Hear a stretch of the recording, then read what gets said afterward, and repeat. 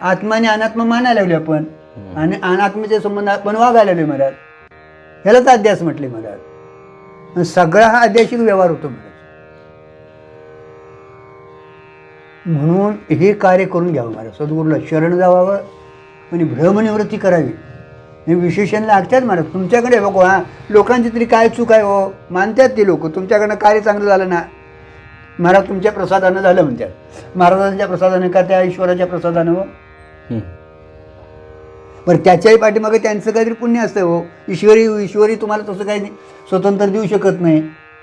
तुमच्या पुण्याचं फल तो देऊन रिकामं होतो महाराज. पण एवढ्या कार्यावर महाराज जर असं व्हायला लागला तर संपलं महाराज. म्हणून ही सगळी विशेषणं आपल्याला अधोगतीला नेतात महाराज. म्हणून भ्रांतीपासून हिरतले गुरुवाक्य मन धुतले.